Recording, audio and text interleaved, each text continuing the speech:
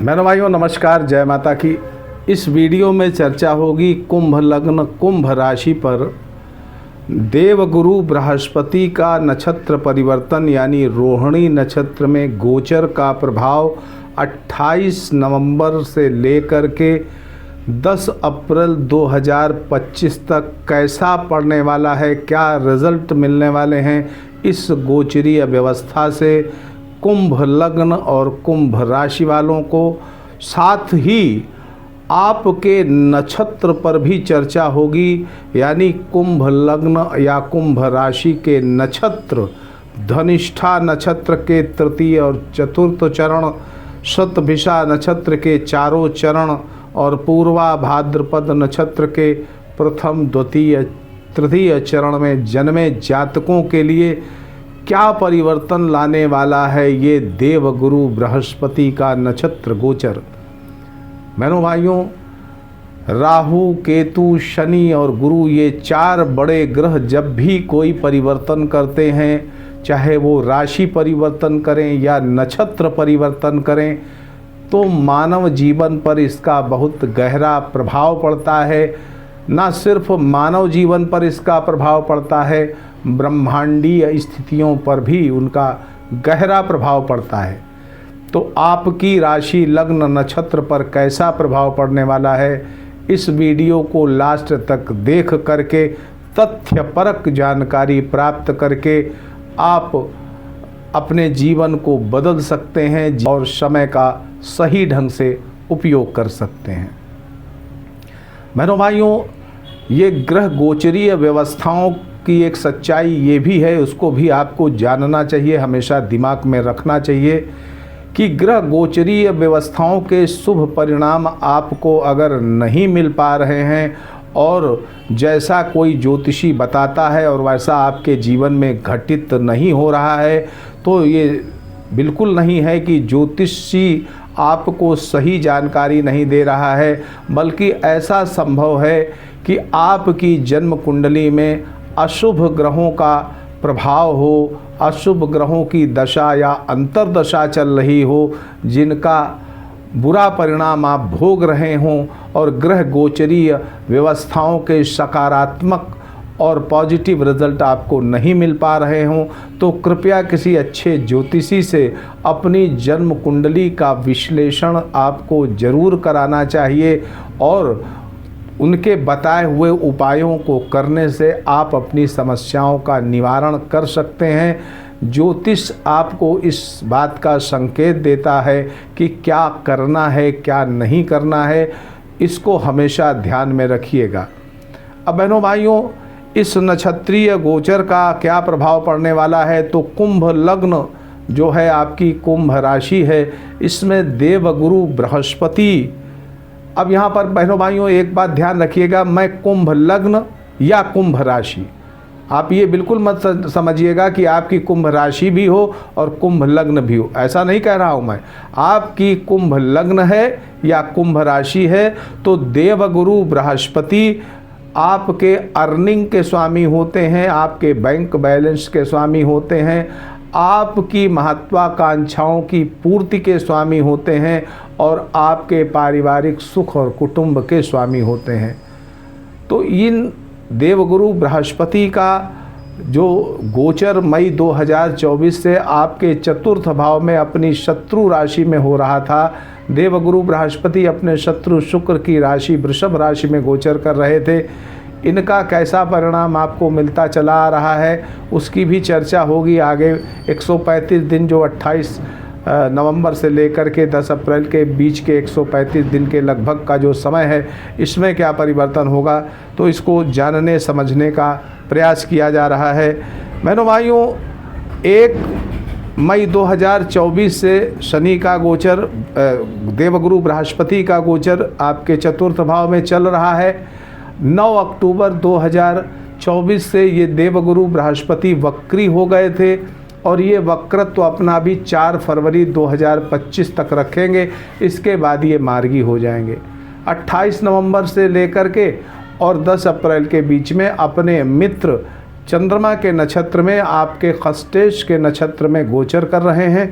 तो बहनों भाइयों, बहुत अच्छे लाभ आपको मिल सकते हैं इस अवधि में, मैं ये बता रहा हूँ। बहुत अच्छे लाभ मिल सकते हैं और उन अच्छे अवसरों का लाभ लेने के लिए आपको सतर्क हो जाना चाहिए, तैयार हो जाना चाहिए, प्रिपेयर हो जाना चाहिए। आपको इस अवधि में 2 गलतियों से बचना होगा। पहला तो कि किसी देवगुरु ब्राह्मण की निंदा करने से आप बचिएगा। दूसरा, चारित्रिक पतन से बचिएगा। कोशिश करिएगा कि ये गलतियां आपसे न हों। मकान वाहन का अति उत्तम सुख प्राप्त होगा। रोजी रोजगार व्यवसाय में आपकी बराबर तरक्की की स्थितियां बनी रहेंगी, यानी आपका इम्प्रूवमेंट इंक्रीजिंग ऑर्डर पे रहेगा, बढ़ते क्रम में रहेगा। तो आप इन सारी चीज़ों का लाभ प्राप्त करेंगे, ऋणों का भुगतान कर पाएंगे, शिक्षा प्रतियोगिता में आपको सफलता मिलेगी, प्रतिस्पर्धा में जीत मिलेगी, शत्रु पराजित होंगे। अब यहाँ एक विशेष बात है ना भाइयों, अगर आप इस अवधि में आपने कोई कंपटीशन का एग्ज़ाम दिया है नौकरी के लिए, तो 100 में 80% संभावना है कि आपका सिलेक्शन हो गया होगा। और अगर हो गया है तो कृपया अपनी इस खुशी को कमेंट के द्वारा मुझे भी बता करके, शेयर करके मुझे भी खुश कर दीजिएगा। मैं भी खुशी हो जाऊंगा आपकी उस खुशी को जान करके। तो अगर आपका सिलेक्शन हो गया है या आगे 135 दिन की जो अच्छी अवधि आ रही है, 28 नवंबर से चालू हो गई है, 10 अप्रैल के बीच में, इस अवधि में आपका सिलेक्शन हो जाए तो कृपया मुझे अपनी खुशी ज़रूर शेयर करिएगा, मैं बड़ा प्रसन्न हो जाऊंगा। बहनों भाइयों, 9 अक्टूबर, देखिए 1 मई 2024 से तो जो गुरु का परिवर्तन हुआ वो तो हुआ, उसके जो परिणाम मिले वो तो मिल ही रहे थे। 9 अक्टूबर से और श्रेष्ठतम परिणाम मिलने लगे। 9 अक्टूबर के बाद स्थितियों में बेहतर बदलाव आया है तो मुझे कमेंट करके बताइएगा। और 28 नवंबर से 10 अप्रैल के बीच में बेहद ज़्यादा सकारात्मक परिवर्तन आपकी लाइफ में होगा। जीवन का कोई भी क्षेत्र हो, सर्वांगीण आपका विकास होगा।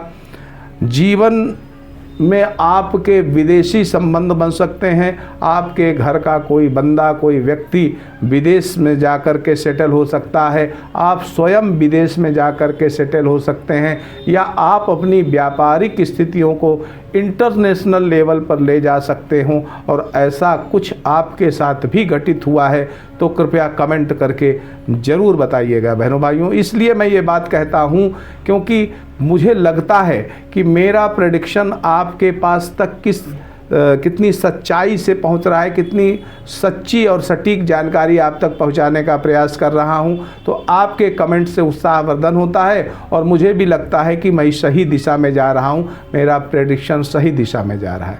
लेकिन अगर आपको अच्छे रिजल्ट नहीं मिल रहे हैं तो एक बार जन्म कुंडली अपनी जरूर किसी अच्छे ज्योतिषी से दिखाइएगा।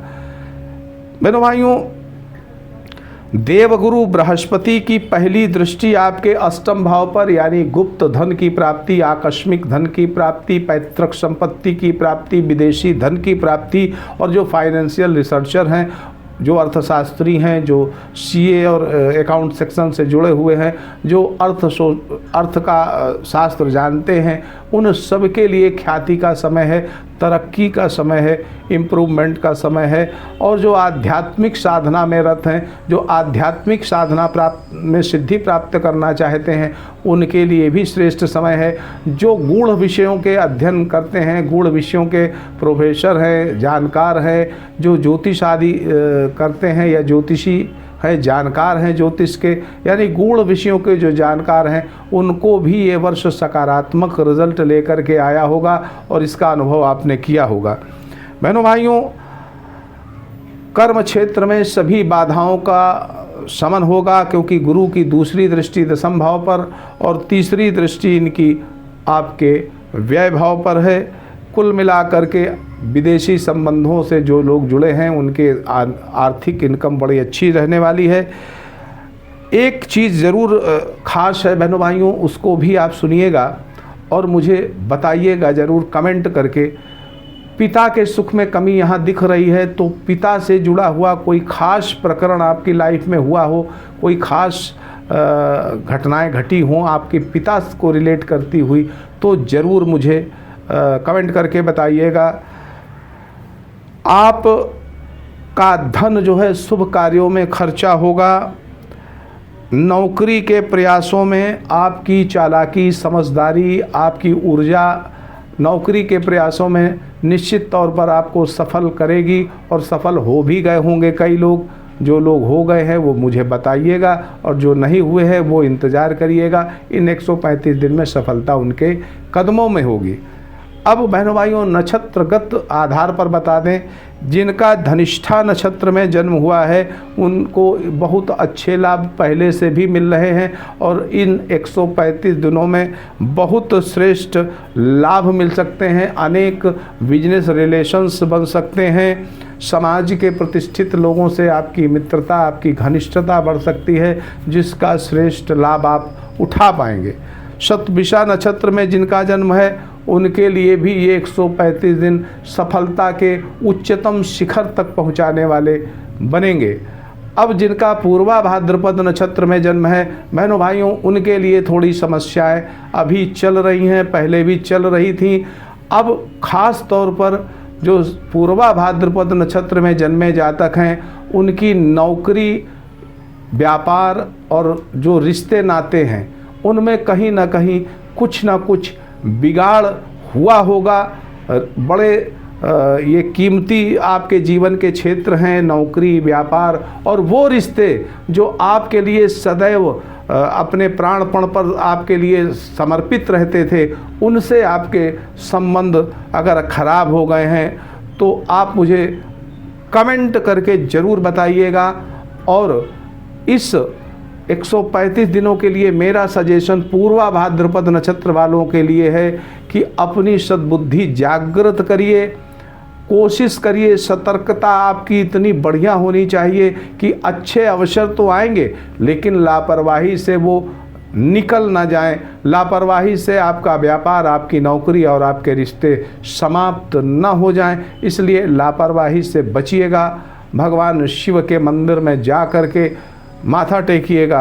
आप सुखी रहें, समृद्ध रहें। इसी मंगलमयी कामना के साथ मैं पंडित दिनेश नारायण पांडे आपसे विदा लेता हूं, लेकिन एक अनुरोध जरूर करूंगा बहनों भाइयों की, चैनल पे नए हैं तो चैनल को सब्सक्राइब करिएगा।